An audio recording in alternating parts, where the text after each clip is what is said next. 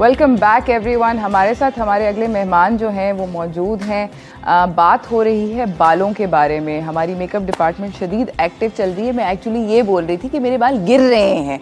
सफदर, अरीज और रुखसाना, मैं आप लोगों को, मेरे बाल गिर रहे हैं। मैं ये नहीं कह रही थी कि मेरा हेयर स्टाइल अच्छा नहीं है। I am very happy with my hair style, thank you very much. Anyways, मैं आपको अपने अगले मेहमान से मिलाना चाहती हूँ, बातचीत करना चाहती हूँ बालों के बारे में, वो क्यों गिरते हैं वगैरह वगैरह। चलते हैं व्हाट्स टोस्टिंग की तरफ।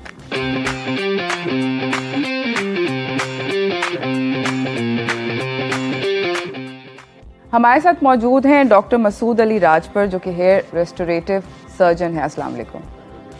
कैसे हैं आप? खैरियत, ठीक ठाक, अल्हम्दुलिल्लाह। सर, पहले तो सबसे आप मुझे ये बताएं कि बाल ख़वातीन में क्यों गिरते हैं? सबसे पहले तो थैंक यू वेरी मच, आपने मुझे इतना मौका दिया इस टाइम प्रोग्राम में आने का, बहुत शुक्रिया। असल में क्या होता है कि सबसे इंसान की जो खूबसूरत है वो है बाल। बिल्कुल। इंसान की जितने भी बॉडी के पार्ट्स में से सबसे जो खूबसूरत है वो है बाल। बाल पहले टाइम में इतने गिरते नहीं थे जो आजकल ज़्यादा कंप्लेंट्स आना शुरू हुई। बिल्कुल ऐसे ही है। उसकी सिर्फ मेन रीज़न यही है कि आजकल जो हमारी डाइट है वो बिल्कुल सही नहीं है और हम ज़्यादातर मोस्टली हाइब्रिड पे आ गए हैं। नेचुरल फूड पे नहीं है, कोई एक्सरसाइज पे नहीं है, किसी चीज़ पे भी नहीं है। इस वजह से हमारे बाल ज़्यादा से ज़्यादा गिर रहे हैं। तो इसमें ज़्यादा से ज़्यादा बेस्ट ट्रीटमेंट जो हम कर रहे हैं वो है हमारी PRP। अच्छा। और कुछ मेडिकेशंस दे देते हैं हम। प्लेटिलेट रिच प्लाज्मा का इंजेक्शंस लगा के कोशिश करते हैं कि हम अर्ली स्टेज में उनके बाल बचा पाएँ। अच्छा सर, मुझे ये बताएं कि क्या मतलब बहुत सारी जो ख़वातीन, मैं भी ख़वातीन के बारे में स्पेसिफिक बात करना चाह रही हूँ। ख़वातीन बहुत सारे प्रोसीजर्स कराती हैं। सैलॉन ट्रीटमेंट्स की बात हो रही है, जहाँ पर ब्लो ड्राई होते हैं, वो कर्ल्स करते हैं गरम स्त्रियों के, हेयर डाइज होते हैं, वो बाल सीधे करने का केराटिन होता है और कर्ली करने का पर्म होता है। ये सारे के सारे जो केमिकल्स होते हैं, ये क्या बालों को बहुत ज़्यादा डैमेज करते हैं? असल में सबसे ज़्यादा स्टार्टिंग बालों की डैमेजेस यहीं से स्टार्ट होती है। अच्छा। जो पॉलर्स वालों को पता नहीं होता है कि किस तरीके से बालों को ट्रीट किया जाए। सबसे पहले वही बालों की रूट्स को बर्न कर लेते हैं, जिसकी वजह से बहुत ज़्यादा नुकसान में चले जाते हैं। सही। कोशिश करें किसी भी ओकेशनल किसी पार्टी में बंदा जाए तो 1-2 मरतबा करवा सकता है मंथली। आजकल तो ज़्यादातर ख़वातीन डेली बेसिस पे अपने बालों के साथ बहुत ज़्यादा जो है जुल्म करती हैं। बिल्कुल। अच्छा, मुझे ये बताएं कि मर्द हजरात के बाल जो गिरना और मतलब फिर उनकी क्या वजह बनती है?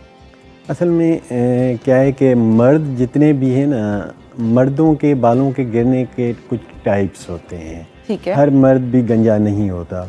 मर्दों में देखा जाता है कि इनके बाल किस वजह से गिरते हैं। मोस्टली बाल गिरना कोई डिजीज़ नहीं है। बाल गिरना जेनेटिकली है, ख़ानदान की तरफ से विरासत में मिल जाता है ये गिफ्ट।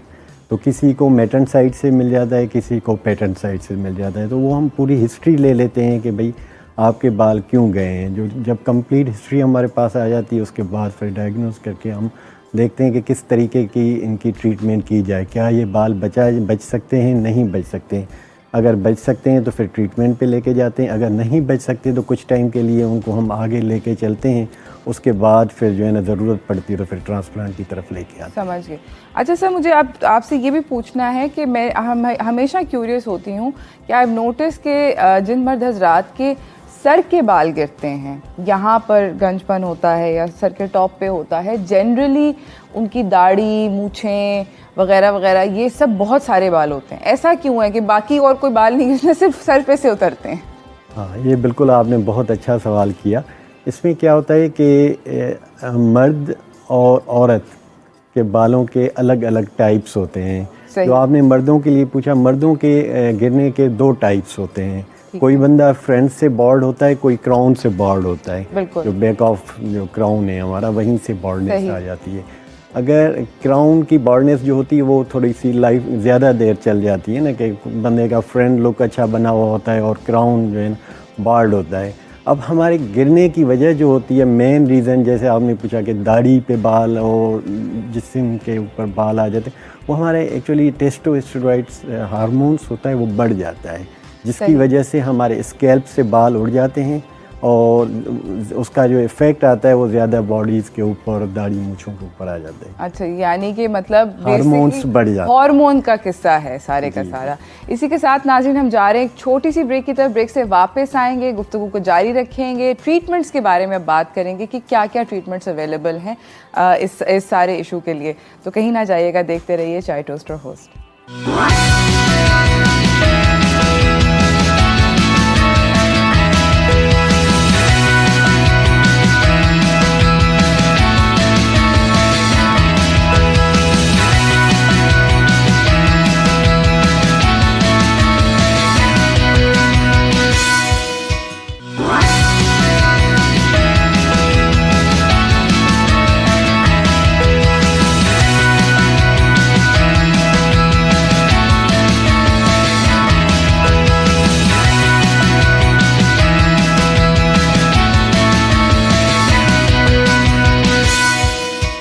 Welcome back everyone. हमारे साथ मौजूद हैं doctor Masood Ali Rajpar, hair restorative surgeon हैं। बात अब हम लोग कर रहे हैं, हमने ये तो डिस्कस कर लिया कि किस वजह से बाल गिरते हैं, मगर अब हम बात आपसे करना चाहते हैं ट्रीटमेंट्स अवेलेबल और स्पेसिफिकली पीआरपी जिसका आपने जिक्र भी किया है। मैं आपसे ये जानना चाहती हूँ कि पीआरपी सबसे पहले क्या ये वाकई में काम करता है? पीआरपी इस टाइम जो है बहुत अच्छा ट्रीटमेंट है। ओके। खास करके फीमेल बॉल्डनेस पैटर्न के लिए। सही। फीमेल्स के लिए ये पीआरपी समझो एक गॉड गिफ्टेड आया हुआ है। सही। पहले इस चीज़ कोई ट्रीटमेंट नहीं होती थी, खास करके रेमेडीज़ पे चलती थी लेडी से, बिल्कुल, या मर्द, किसी ने ऑयल लगा लिया, किसी ने कुछ किया। तो इस टाइम पीआरपी नंबर 1 है। पीआरपी से ये होता है कि आपके ब्लड की स्कैल्प के जो ब्लड की सर्कुलेशन है उनको भी बढ़ा देती है और ये बहुत अच्छा काम कर लेती है पीआरपी। और क्या ये सेफ़ होता है? क्योंकि काफ़ी खौफनाक लगता है, मतलब मैं सुन के हार्ट अटैक हो गया था, मैं तो भाग गई थी। उन्होंने कहा कि पहले हम आपका खून निकालेंगे, फिर उसको सेंट्रीफ्यूग करेंगे, फिर आप ही का खुद का वो प्लाज्मा जो है वो आपके सर में लगाएंगे। ज़रा इट साउंड स्केरी। एक्चुअली ये थेरेपी है, ये डेंजर नहीं है। अच्छा। ये बहुत आसान सा अमल है। आपका ही ब्लड लेंगे, आपके ब्लड को ही सेंट्रीफ्यूज करके उसके वाइट प्लेटलेट्स काउंटिंग अलग करके और स्कैल्प के ऊपर हम लगा लेते हैं और 100% सेफ है, इसका कोई नुकसान नहीं है। नुकसान कुछ ऐसे बंदों के लिए होता है कि जिनको एक तो लगाने वाला आपका अच्छा हो, ऑफ कोर्स, और बनाने वाला आपका अच्छा हो, तो वो ज़रा अच्छे तरीके से भी लगा सकता है। सही। अच्छा सर, मुझे ये बताएं कि क्या पीआरपी से वाकई में बाल जो हैं वो वापस उगते हैं, नए बाल उगते हैं, या मतलब वो जो एग्जिस्टिंग बाल होते हैं उनको तंदुरुस्त करता है? करता क्या है पीआरपी? पीआरपी मोस्टली जो है मर्दों के लिए कोशिश, पीआरपी जब हम लगाते हैं तो हमें मर्दों में रिजल्ट्स थोड़ी सी कम मिल जाती है, लेकिन अच्छा। औरतों में फीमेल्स में बहुत अच्छा रिजल्ट मिल पाता है। अच्छा। क्योंकि मेल हार्मोन और फीमेल हार्मोन चेंज होते हैं, तो फीमेल्स के लिए तो बहुत अच्छी है, बहुत अच्छा फ़ायदा दे पाती है। फीमेल के लिए रीग्रोथ के भी चांसेस बहुत 80% अच्छे मिल जाते हैं। अच्छा, फीमेल में रीग्रोथ होती है? बहुत ज़्यादा अच्छी ग्रोथ मिल पाती है ना उसके। फीमेल के लिए तो बहुत अच्छी है पीआरपी, यानी कि ख़वातीन ज़बरदस्त। सर मैं अब आपसे ये पूछना चाहती हूँ कि पीआरपी के अंदर भी बहुत तरह तरह के रंग बिरंगे ट्रीटमेंट्स मिलते हैं। कोई सिंपल होता है, कोई फलाना ढमकाना, ये मसाला मिक्स करके दिया, वो डाल के दिया, कुछ इस तरह के सिचुएशंस होते हैं। वो वाइटामिन्स को कोई लोग कहते हैं कि वाइटामिन्स ऐड करें, मिनरल्स ऐड करें, एक्सेट्रा एक्सेट्रा। क्या इफेक्टिव हैं ये? मेन सबसे ज़्यादा पीआरपी जब आप उसके प्लेटलेट्स काउंटिंग सही तरीके से अलग करके और ग्रोथ फैक्टर्स उसमें सही तरीके से मिला के, उसके एक्टिवेटर्स आपके पास अच्छा होना चाहिए। सही। अगर आपके पास उसका एक्टिवेटर अच्छा है तो पीआरपी के बहुत अच्छे रिजल्ट। एक्टिवेटर क्या होता है? एक्टिवेटर जो हमारे सेल्स को, ज़्यादातर मोस्टली जो आपसे सेल्स मिल गए हमें, वो सेल्स ऑलरेडी आपके बॉडी के अंदर उतने ही मौजूद हैं, लेकिन वो काम नहीं कर रहे हैं, आपकी बॉडी सही फॉलिंग रोक नहीं रहे हैं, तो जब एक्टिवेटर्स हमारे पास एक इंजेक्शन्स होती है, उसमें विटामिन सी की भी इंजेक्शन हम डाइल्यूट करते हैं, उसमें यह है कि फिर ज़्यादा फ़ायदा मिल पाता।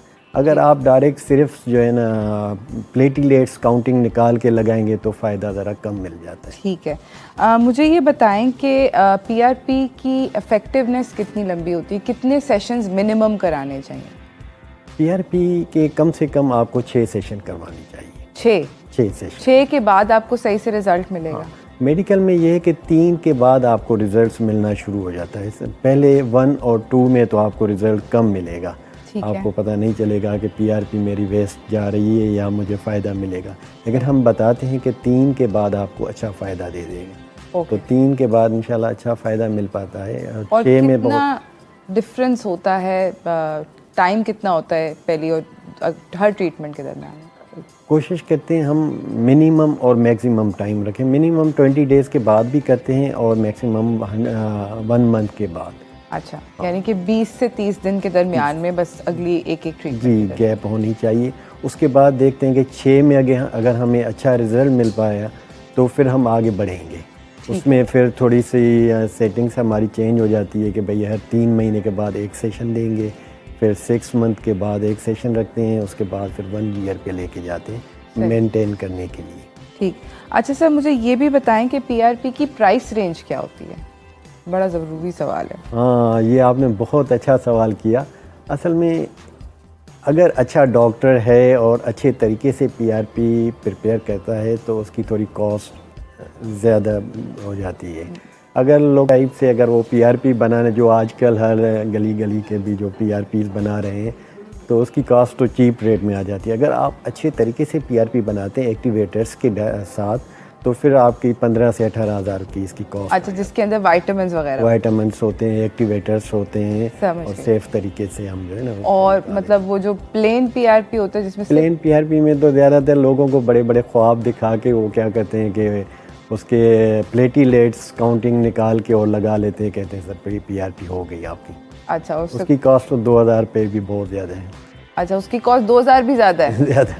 अच्छा, पीआरपी में दर्द होता है? पीआरपी मेरे जैसे इंसान यही पूछेगा, दर्द होता है? टीके पीछे नजर आ रहे हैं, मुझे हार्ट अटैक हो रहा है। असल में देखने में वो कुछ खौफनाक नज़र आती है, लेकिन इतना दर्द नहीं होता क्योंकि हम नम करते हैं स्किन को स्प्रेज के साथ। अच्छा। नम करने के बाद 2 तरीके से हम पीआरपी इंसर्ट करते हैं स्किन के ऊपर। एक तो छोटी फाइन नीडल्स होती है जो इंसुलिन टाइप की नीडल्स। अच्छा, होती है, उसके साथ लगाते हैं। या हमारे पास मीज़ो गन होती है, गन के ज़रिए हम लाइट तरीके से ना हल्का हल्का फायर करके लगाते हैं, जिसमें कोई भी पेन नहीं होता। पेनलेस प्रोसीजर है। पेनलेस प्रोसीजर है, यानी कि खौफ नहीं करना चाहिए और अच्छा पीआरपी करना चाहिए। आई थिंक ये बहुत हेल्पफुल था। मेरे ख्याल में मैं सोच सकती हूँ पीआरपी के बारे में। I can psych myself up for it, और अगर मैंने कराया तो मैं आप लोगों को ज़रूर बताऊँगी। अभी फ़िलहाल हम जा रहे हैं ब्रेक की तरफ। ब्रेक से वापस आएंगे, हम लोग बात करेंगे इसके बाद हेयर ट्रांसप्लांट्स की, स्पेसिफिकली ख़वातीन की भी अलग से, बिकॉज मुझे नहीं पता कि ख़वातीन में करते हैं या नहीं करते हैं, क्या ऑप्शंस अवेलेबल हैं। तो कहीं ना जाइएगा, देखते रहिए चाय टोस्ट और होस्ट।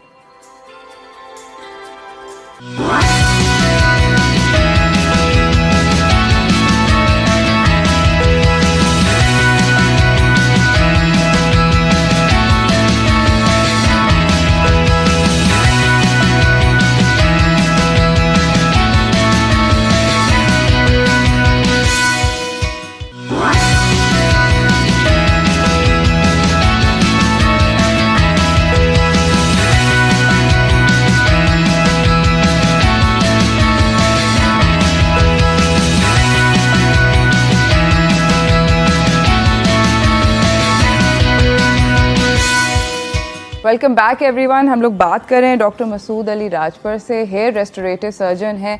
पीआरपी को हमने काफ़ी अच्छे से डिस्कस कर लिया। सिर्फ एक सवाल रह गया था पीआरपी के बारे में। सर, आपसे ये पूछना है कि पीआरपी किन लोगों के लिए बेनिफिशियल नहीं है, कोई फ़र्क नहीं पड़ेगा? हाँ, ये बहुत अच्छा सवाल है और अच्छा वो आपने ये पूछ लिया। पीआरपी ज़्यादातर 70% लोगों को फ़ायदा दे देता है, लेकिन बहुत ज़्यादा ऐसे भी होते हैं जिनको फ़ायदा नहीं भी दे सकती है। वो लोगों को पता नहीं होता। उसके लिए डॉक्टर को डायग्नोस करना चाहिए कि भाई क्यों नहीं उसको फ़ायदा हुआ है। मुझे जो इतने एक्सपीरियंस से मैंने जो सर्च किया है, देखा है सब चीज़ें, तो उसमें ये है कि जो सिक बंदे होते हैं, ख़ास करके बीमार जो ज़्यादातर थायराइड्स प्रॉब्लम से आते हैं या कोई और डिजीज़ होती है, उनको क्रॉनिक कोई भी डिजीज़ हो, तो वो मेहरबानी वो कभी भी PRP ना करवाएं, क्योंकि कोई फ़ायदा नहीं, उनको फ़ायदा भी नहीं पहुँचेगा, फिर उनके लिए कोई नुकसानात भी हो सकते हैं। यानी ये आपने बड़ी अच्छी ज़बरदस्त बात बोली, यानी कि PRP ज़्यादातर इफेक्टिव होता है ख़वातीन के अंदर, and then on top of that you have to be completely healthy. अब हम आपसे सर बात करना चाहते हैं ट्रांसप्लांट के बारे में। ट्रांसप्लांट का सक्सेस रेट क्या है जनरली? ट्रांसप्लांट इस टाइम जो है, अगर आपका डॉक्टर अच्छा है तो आप 90% कह सकते हैं कि सक्सेसफुल रेशो दे सकता है आपको। अगर आपका डॉक्टर ही अच्छा नहीं है तो फिर आप उसके लिए 90 को 0 निकालें, 9% आप कह दें कि रिज़ल्ट मिल सकता है, नहीं भी मिल सकता है। तो उसके लिए अच्छे डॉक्टर का होना ज़रूरी है। और हमारे यहाँ अल्हम्दुलिल्लाह इस टाइम बहुत टाइम से हम जो सर्जरी करें, हमारे पास 90% ही सक्सेस रेशो मिल जाता है। और एक अच्छा ट्रांसप्लांट जो होता है वो कितना एक्सपेंसिव होता है? देखिए, इस टाइम हमारे पास 2 तरीके की सर्जरीज़ होती है ज़्यादातर। सही है। एक हमारे पास होती है FUT, फॉलिक्यूलर यूनिट ट्रांसप्लांट। दुनिया में, पूरी दुनिया में 2 तरीके की सर्जरीज़ होती है। सही है। दूसरी आजकल जो ज़्यादातर हम कर रहे हैं FUE, उसको हम कहते हैं फॉलिक्यूलर यूनिट एक्सट्रैक्ट, जिसमें स्टिचेस नहीं होते। अब हम डिसाइड करते हैं कि हमें कौन सी सर्जरी करनी है, तो हर सर्जरी के अलग अलग एक्सपेंसेस आ जाते हैं। तो हम फिर उनको बताते हैं कि अगर ये सर्जरी हम करेंगे आपको तो इतने चार्जेस होंगे, अगर FUT की तरफ हम जाएंगे तो 90 to 1 लाख तक एक्सपेंसेस आ जाते हैं। अगर FUE हम करते हैं तो उसके लिए 150 to 2 लाख तक भी आ जाता है। उसमें मेन जो है ना, कुछ ऐसे रीज़न्स होते हैं, अगर डॉक्टर चाहे तो चीप रेट में भी कर सकता है। जैसे अगर डॉक्टर ख़ुद काम नहीं कर रहा है, किसी टेक्नीशियन से काम करवा रहा है, तो वो चीप रेट में लेके जाता है। अगर टेक्नीशियन जो हायर किया हुआ होगा तो वो तो कोई भी फ़ायदा नहीं दे पाएगा, ऑफ कोर्स, और वो आगे नुकसान भी देता है। जैसे कुछ बहुत ख़तरनाक बात आपने बताई। जी।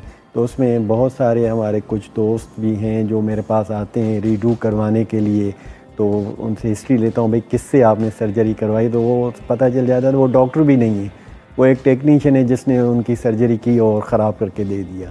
Oh my God. और एक दफ़ा अगर ख़राब हो जाए, एक मरतबा ख़राब हो जाए, फिर उसको रीडू करने के लिए तो बहुत डिफ़िकल्टी हमें सामने, क्योंकि स्कार टिश्यू बन जाता होगा। हाँ बिल्कुल, एक स्कार्स बन जाते हैं और उनके जो रूट्स है वो वेस्ट हो जाते हैं, जो मेजर रूट्स है वो डैमेज कर लेते हैं, सही तरीके से उगा नहीं सकते। तो एक तो उनके रूट्स की वेस्टेज हो जाती है और दूसरी उनको रिज़ल्ट नहीं मिल पाती। अच्छा, मुझे ये बताएं कि क्या ट्रांसप्लांट्स जो होते हैं वो नेचुरल दिखते हैं या ऐसा होता है कि अलग अलग दिख रहा होता है? इसके लिए आपका डॉक्टर का अच्छा होना ज़रूरी है कि नेचुरल डायरेक्शन दे दे। अगर आपका डॉक्टर अच्छा है तो आपकी रिज़ल्ट 100% नेचुरल आएगी। अगर आपका डॉक्टर अच्छा नहीं है तो आप अननेचुरल फील होंगे, कभी भी अच्छी रिज़ल्ट नहीं दे पाएंगे, क्योंकि वो डायरेक्शन सही नहीं दे पाते। उसमें दूर से ही पता चल जाएगा कि इसके ट्रांसप्लांट हुए हुए। अच्छा, जनरली जो ट्रांसप्लांट के बाल यूज़ होते हैं, जिनको आप ट्रांसप्लांट करते हैं, वो कहाँ से एक्सट्रैक्ट किए जाते हैं? असल में जो मेन हमारा जो मेजर डोनर होता है वो आपका बैक ऑफ नेक होता है। गुद्दी के पीछे के जो बाल हैं वो हमेशा रहने वाले बाल होते हैं, तो ज़्यादातर 80-90% हम वहीं से ही बाल निकाल के आगे लगा लेते हैं। फिर देखते हैं कि किसी का डोनर वीक है तो हेल्प और अदर हम हिस्सों से भी ले सकते हैं। जैसे बियर्ड है, बियर्ड से हम कुछ ग्राफ्ट ले सकते हैं जिसमें से कुछ आगे के पेशेंट क्लाइंट को हम फ़ायदा दे सकते हैं। ज़बरदस्त, thank you so much doctor साहब आपका आने का। आपने बहुत हमें एक होल ओवरव्यू बता दिया है PRP का, गाइस, हेयर ट्रांसप्लांट का। और हम लोग आई थिंक, आई होप कि आज हमारे सारे व्यूअर्स जो हैं उनको आसानी से what is a good treatment for them वो ये कर सकते हैं। बहुत बहुत शुक्रिया सर आपका आने का। इसी के साथ नाज़रीन, हम जा रहे हैं एक छोटी सी ब्रेक की तरफ। ब्रेक से वापस आएंगे, आपको अपने अगले मेहमान से मिलाएंगे। अब हम बात करेंगे थोड़ी सी DIY टाइप की चीज़ों की, तो कहीं ना जाइएगा, देखते रहिए चाय टोस्टर हाउस।